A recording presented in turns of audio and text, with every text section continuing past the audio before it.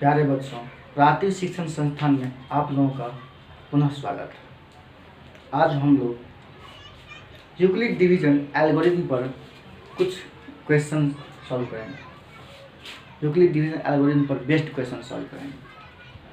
तो चलो हम लोग क्वेश्चन क्या है देखते हैं, करते हैं।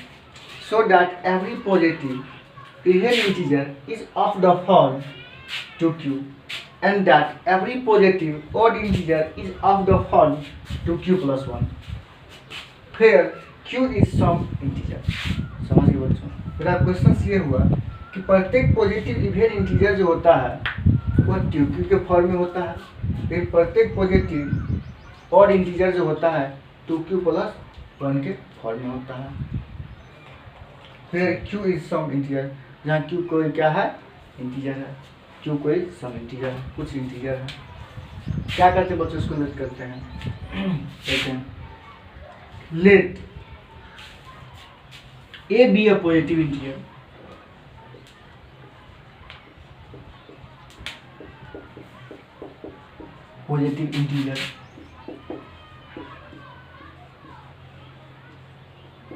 and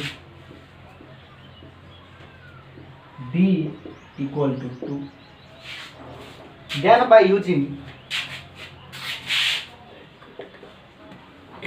then by using Euclid division algorithm,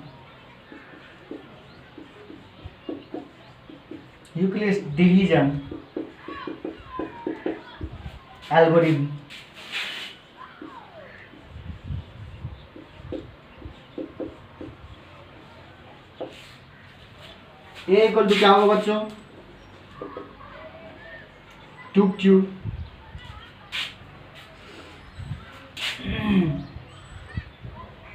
plus r। प्यारे बच्चों, आप लोगों को पता है यहाँ पर q क्या है, कोसेंट है। 2 यहाँ पर क्या है, डिवाइजर है। q कोसेंट है, डिवाइजर r है, डिवाइजर 2 है। तो हम लोग तो जानते हैं ना, q जो होता है ग्रेटर देन r होता है, या फिर इसको इस फॉर्म में कर सकते हैं, r लेस देन क्या होता है, q होता है। कि रिमाइंडर जो होता है हमेशा कोसेंट से क्या होता है, सॉरी कोसेंट नहीं हो गया, कि रिमाइंडर जो होता है हमेशा लेस देन क्या होता है, डिवाइडर होता है। रिमाइंडर जो होता है हमेशा लेस देन क्या होता है, डिवाइडर होता है। ठीक, रिमाइंडर लेस देन क्या होता है, डिवाइडर होता है। लेकिन यहाँ पर r जो होगा रिमाइंडर लेस देन, यहाँ पर डिवाइडर कितना, b कितना दिया बच्चों, 2 दिया हुआ है। तो b कितना होगा, r कितना होगा, लेस देन 2 होगा। r लेस देन 2 का मीनिंग क्या हो, r 2 से छोटा हो, r होगा क्या, r का वैल्यू क्या हो सकता है, या तो r का वैल्यू 0 होगा या फिर क्या होगा, 1 होगा।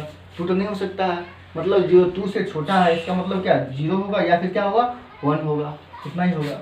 देयरफॉर आप लिख सकते हैं a इक्वल टू क्या होगा बच्चों, 2q प्लस 0 होगा, या फिर क्या होगा, a equal to 2q plus क्या होगा, 1।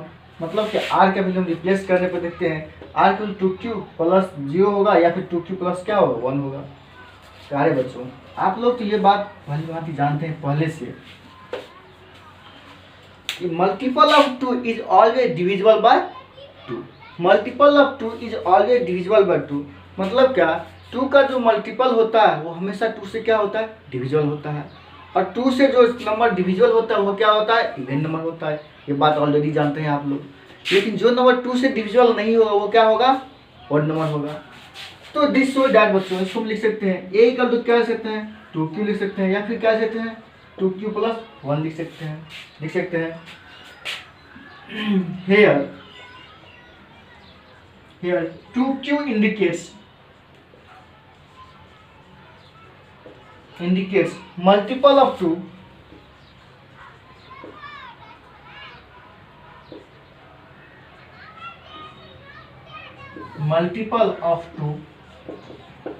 Here 2q indicates multiple of 2, so 2q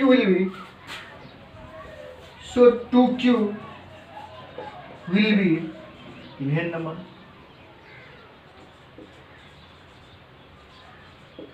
समझ गए बच्चों बात। Similarly 2q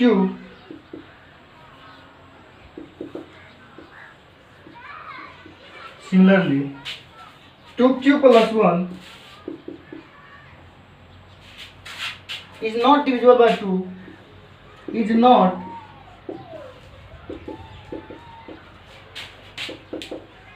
divisible by 2. So 2q plus 1 will be क्या होगा बच्चों, an odd positive integer.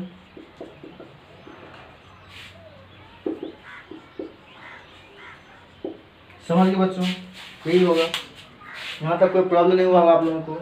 मतलब क्या हुआ कि जो नंबर से एग्जाम्पल के साथ देख लो बच्चों, कि मान लो अगर 2 से डिविजिबल 1 है, 2 से डिविजिबल कोई नंबर है, मान लीजिए 4 है, तो 4 2 से डिविजिबल मतलब क्या, 4 जो है 2 का मल्टीपल है, और 2 के मल्टीपल में अगर आप 1 ऐड कर देते हैं, मतलब क्या 4 में अगर 1 ऐड करते हैं क्या होता है, 5 हो जाता है। दैट मीन्स 2q जो है multiple of 2, whenever you add the 1 to the 2q then this number will be odd number। समझ गए बच्चों, इसलिए 2q plus 1 क्या होगा बच्चों, एक odd पॉजिटिव इंटीजर होगा, और 2q जो क्या होगा, ये क्या होगा, एक इवन पॉजिटिव इंटीजर होगा। आप लोग आशा करता हूँ समझ गए होइएगा। अगले क्वेश्चन की ओर हम लोग रुक करते हैं। ओके बच्चों, प्यारे बच्चों, आप लोगों का अगला क्वेश्चन ये है, so that any positive odd integer is of the form 4q plus 1 और 4q plus 3 फिर q इज सम इंटीजर, जहाँ पर q क्या है, कुछ इंटीजर है। समझ गए बच्चों, इसका मतलब ये हुआ कि दिखाए कि कोई भी पॉजिटिव ऑड इंटीजर जो होता है वह 4q plus 1 के फॉर्म में होता है या फिर 4q plus 3 के फॉर्म में होता है, जहाँ पर q कुछ क्या है, इंटीजर है। यहाँ तक कोई दिक्कत नहीं बच्चों, समझ गए क्वेश्चन। चलिए हम लोग बनाना स्टार्ट करते हैं। Let a be a positive integer, let a be a positive integer,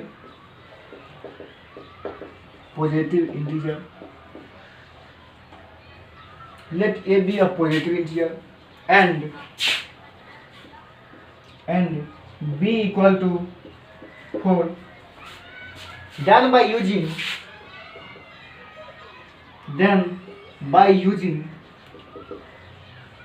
Euclid's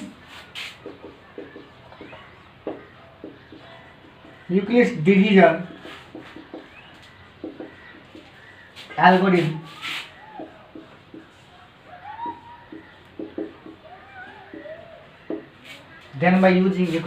algorithm, a equal to क्या होगा बच्चों, 4q प्लस क्या होगा, r होगा। प्यारे बच्चों, आप लोग तो जानते हैं कि r जो होता है लेस देन हमेशा क्या होता है, b होता है। लेस देन हमेशा क्या होता है, b होता है, और r लेस देन क्या होगा बच्चों, 4 होगा। जब r लेस देन 4 होगा, इसका मीनिंग क्या होगा बच्चों, r इक्वल टू क्या होगा, या तो 0 होगा, या तो 1 होगा, या तो 2 होगा, या तो 3 होगा। इतना ही होगा बच्चों ना, या तो 0 होगा, या तो 1 होगा, या फिर 2, या फिर क्या होगा, 3 होगा। ठीक बच्चों, तो इसलिए हम लिख सकते हैं therefore r will be, therefore r equal to 0, 1, 2 and 3। therefore a equal to क्या होगा बच्चों, सबको रिप्लेस कर देते हैं, क्या होगा, 4q plus 0 लिख सकते हैं, या फिर 4q plus क्या लिख सकते हैं, 1 लिख सकते हैं, या फिर 4q plus कितना लिख सकते हैं, 2 लिख सकते हैं, या फिर 4q plus कितना होगा बच्चों, 3 होगा। यहाँ तक कोई बच्चों दिक्कत नहीं ना।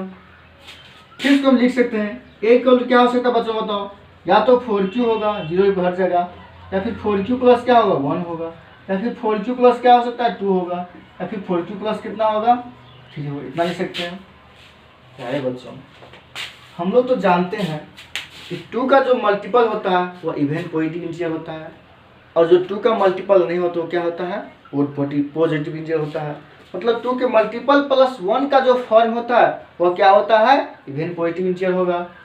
2 का मल्टीपल प्लस 1 जो होगा वो ओड पॉजिटिव इंटीजर होगा, और 2 का मल्टीपल जो होगा वो क्या होगा, इवन पॉजिटिव इंटीजर होगा।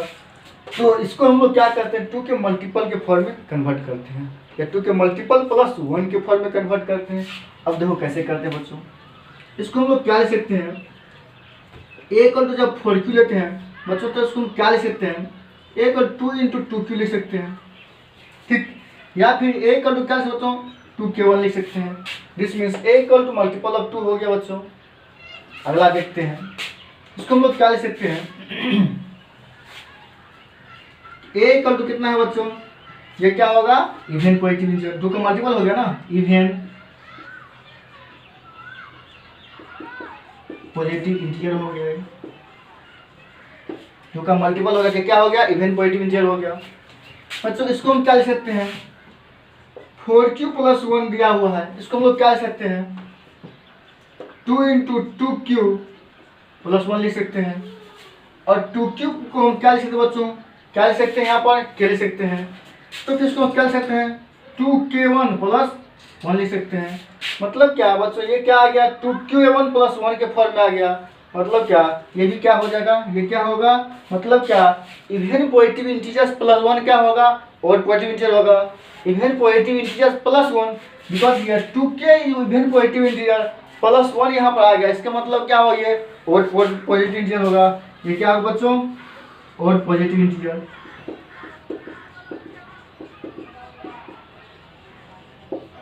उसके बाद बात करते हैं 4q प्लस 1 के बारे में बात करते हैं बच्चों, 4q प्लस 2 के बारे में। a को कितना दिया है, 4q प्लस कितना दिया है, 2 दिया हुआ है। इसको हम लोग बच्चों कॉमन लेते हैं, क्या ले सकते हैं, 2 कॉमन, 2q प्लस 1 ले सकते हैं। और 2q प्लस 1 के इसको हम क्या लिख सकते हैं बच्चों, 2 का मल्टीपल पढ़ सकते हैं इसको, मतलब क्या, 2k2 लिख सकते हैं। ये 2 का मल्टीपल का मतलब क्या होगा बच्चों, यहाँ पर ये इवन पॉजिटिव इंटीजर होगा, ये क्या हो जाएगा, इवन पॉजिटिव इंटीजर। अगला क्वेश्चन है बच्चों, अगला क्या है, 4q प्लस कितना है, 3 दिया हुआ है। इसको a का कितना लिख सकते हैं बच्चों, 4q प्लस 3 दिया हुआ है। इसको हम पार्ट में पार्ट करते हैं, क्या कर सकते हैं, 4q तो 4q हो गया, प्लस 2 प्लस 1 लिख सकते हैं इसको आराम से। मतलब क्या होगा बच्चों, यहाँ पर क्या लिख सकते हैं कि 2 कॉमन लेंगे तो क्या 2q प्लस 1 लिख सकते हैं, इधर 2q प्लस 1 प्लस 1 लिख सकते हैं इसको आराम से। मतलब क्या 2q प्लस 1 को हम क्या लिखिए बच्चों, k2 2k2 प्लस 1 के फॉर्म में आ गया। और 2k2 प्लस 1 के फॉर्म में जब कभी कोई नंबर आएगा तब क्या आ जाएगा बच्चों, 2k2 प्लस 1, 2k2 प्लस 1 के फॉर्म में आ गया बच्चों। 2k2 प्लस 1 के फॉर्म में जब आ गया ये क्या हो जाएगा, और पॉजिटिव इंटीजर, और पॉजिटिव इंटीजर आ गया। देयरफॉर बच्चों, तो इसमें कौन कौन सा ओड पॉजिटिव इंटीजर आ गया, हमको क्या प्रूव करना है यहाँ पर, यानी ओड इंटीजर प्रूव करना है। यहाँ पर ओड इंटीजर किस फॉर्म में लाना, कौन कौन आ गया बच्चों बताओ, यहाँ पर कौन कौन आ गया मेरा ओड पॉजिटिव इंटीजर। यहाँ पर ये ओड में एक ये आ गया और ये एक ए आ गया। तो ये वाला कौन सा बच्चों, 4q प्लस 1 है। देयरफॉर 4q प्लस 1 एंड और कौन सा आ गया बच्चों, 4q plus 3, 4q plus 3 is an odd positive integer. ये तुमको प्रूव करना था बच्चों, लाना था। यहाँ तक आशा करता हूँ आप लोग पूरा समझ गए होइएगा कि कोई भी पॉजिटिव इंटीजर जो होता है वो इवन इंटीजर होता है, 2 का मल्टीपल होता है, और ओड पॉजिटिव इंटीजर होता है 2 का मल्टीपल प्लस 1 होता है। समझ गए बच्चों, हमेशा जब कभी ओड पॉजिटिव इंटीजर पूछे तो 2 का मल्टीपल प्लस 1 के फॉर्म में लाना है, चाहे कैसा भी क्वेश्चन क्यों न रहे, ठीक। अगर इवन मल्टीपल पूछे तो 2 का मल्टीपल के फॉर्म में लाना। जब कोई भी नंबर 2 के मल्टीपल के फॉर्म में होगा तो हमेशा इवन पॉजिटिव इंटीजर होगा, और 2 का मल्टीपल प्लस 1 के फॉर्म में होगा जब कोई भी नंबर, तब क्या वो ओड पॉजिटिव इंटीजर होगा। तो आशा करता हूँ बच्चों आप लोग समझ गए होइएगा। फिर अगले क्वेश्चन की ओर रुख करते हैं। ओके बच्चों, प्यारे बच्चों, आप लोगों का अगला क्वेश्चन है, और स्वीट सेलर हैज 420 काजू बर्फीज एंड 130 बादाम बर्फीज। मतलब क्या, एक स्वीट के विक्रेता के पास जो है 420 जो है काजू का बर्फी है, और 130 जो है बादाम का बर्फी है। She wants to stack them, वह चाहता है एक जगह स्टेक करने। स्टेक मतलब क्या होता है, गट्ठी बनाना। या फिर एक साथ जमा करें। वह चाहती है क्या कि एक साथ उसको जमा करें।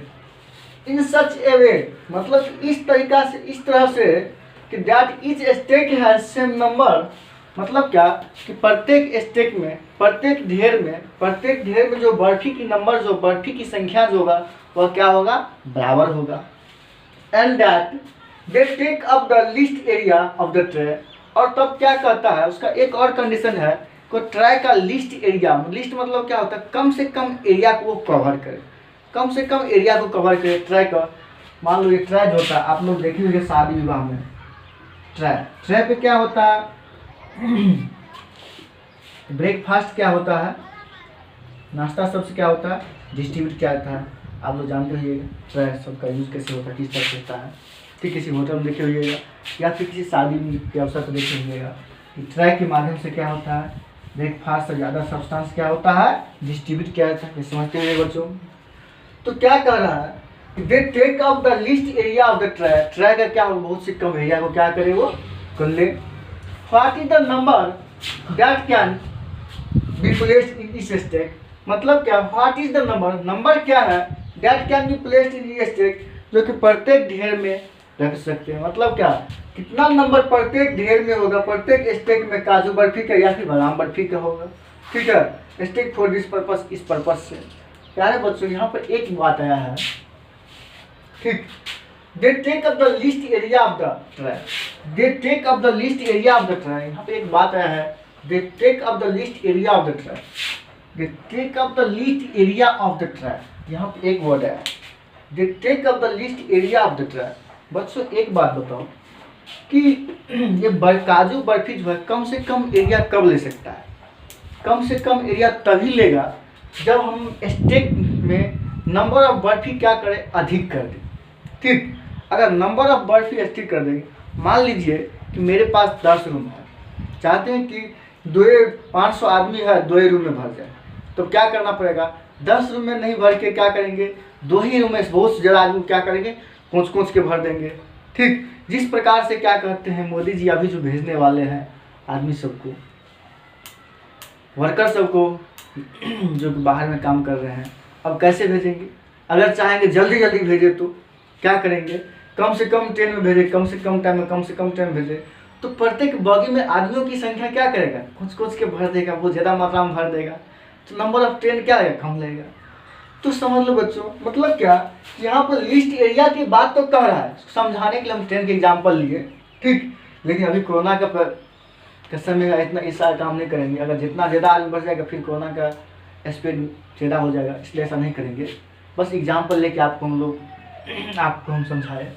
ठीक, and they take up the least area of the tray, क्या कहता है, they take up the least area of the tray, जो एरिया, जो ट्रे का जो लिस्ट एरिया ले, मतलब ट्रे का जो लिस्ट एरिया लेगा, इसका मतलब है कि मैक्सिमम नंबर ऑफ जो बर्फी होगा वह रखेगा एक ट्रे में।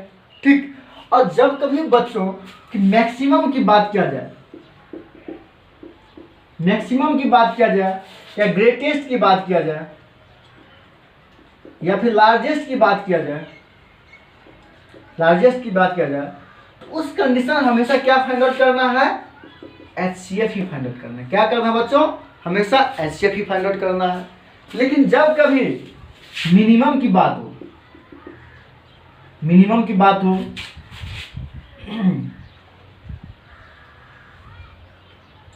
लिस्ट की बात हो, लिस्ट की बात हो या फिर स्मॉलेस्ट की बात हो,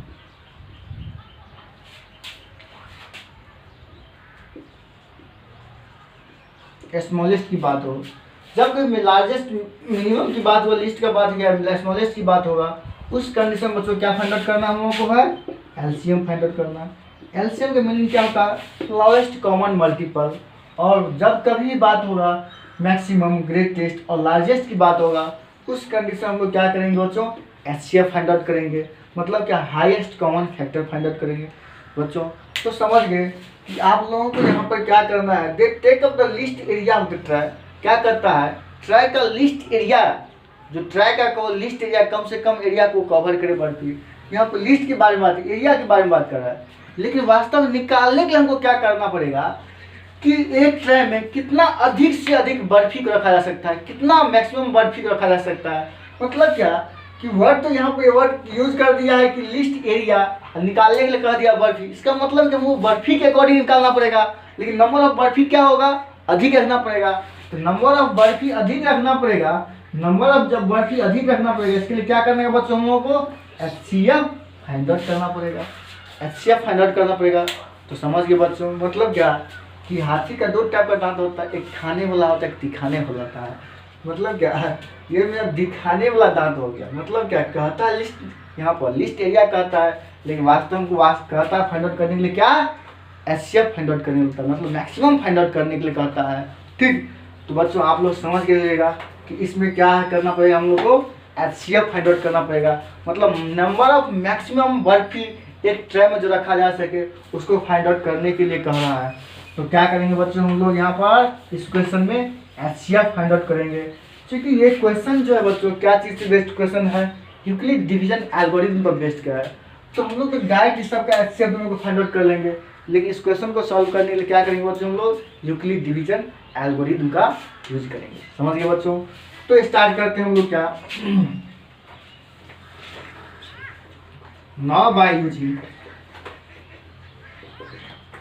Euclid's division algorithm,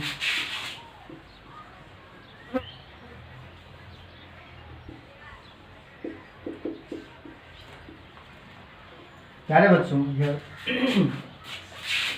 420 is greater than 130, 420 is greater than 130, so you know that 420 will be dividend and 130 will be divisor. Okay बच्चों, तो 420 will be डिविडेंड और 130 विल बी डिवाइजर। तो 420 इक्वल टू 130 इंटू कितना हो जाएगा बच्चों, 130 इंटू कितना हो जाएगा 3, 130 इंटू 3 प्लस कितना हो जाएगा बच्चों 30। समझ गए बच्चों, तो इस कंडीशन में मेरा क्या हो जाएगा, 30 मेरा क्या हो गया, रिमाइंडर हो गया, 30 क्या हो गया, रिमाइंडर हो गया। ये 30 अगले सिचुएशन के लिए क्या चीज़ का काम करेगा, डिवाइजर काम करेगा। लेकिन पहले सिचुएशन जो मेरा जो क्या था, ये 130 डिवाइजर था। कि अगले सिचुएशन में क्या, अगले स्टेप में क्या हो जाएगा बच्चों, अगले स्टेप में ये क्या चीज़ काम करेगा, डिविडेंड का काम करेगा। और ये 30 क्या हो जाएगा बच्चों बताओ, 30 क्या हो जाएगा, डिवाइजर हो जाएगा। 30 जब डिवाइजर हो जाएगा तो क्या लिख सकते हैं, 30 इंटू कितना हो जाएगा 4, 30 इंटू 4 कितना हो जाएगा बच्चों वो बताओ, 30 इंटू 4 कितना हो, 120, 120 प्लस कितना हो 10 बच जाएगा, 10 बच जाएगा। इसका मतलब क्या है बच्चों, यहाँ पर 30 मेरा क्या होगा, डिवाइजर हो गया। ये डिवाइजर अगले स्टेप के लिए क्या हो जाएगा, डिविडेंड का काम करेगा अगले स्टेप में। अगले स्टेप में डिविडेंड का 30 इक्वल टू क्या लिखते हैं बच्चों, मतलब क्या 10 इंटू 30, 10 मेरा क्या होगा, यहाँ पर डिवाइजर का अगले स्टेप में काम हो गया। ये रिमाइंडर डिवाइजर काम करेगा 30 इंटू 3 प्लस क्या होगा 0 होगा। तो बच्चों इस तरह से आप लोग जान गए कि इस स्टेप में क्या हो गया मेरा, थर्ड स्टेप में क्या आ गया मेरा, यहाँ पर थर्ड स्टेप में रिमाइंडर मेरा 0 आ गया। रिमाइंडर कितना आ गया, 0 आ गया, रिमाइंडर 0 आ गया। इस स्टेप में बच्चों मेरा क्या है, ये 10 क्या है, यहाँ पर डिवाइजर है, 10 यहाँ पर डिवाइजर है, मतलब डिवाइजर कितना है बच्चों, डिवाइजर इक्वल टू 10 है। देयरफॉर HCF कितना होगा बच्चों बताओ, 10 होगा। देयरफॉर HCF कितना होगा, 10 होगा। तो इसलिए कह सकते हैं देयरफॉर मैक्सिमम नंबर ऑफ बर्फीज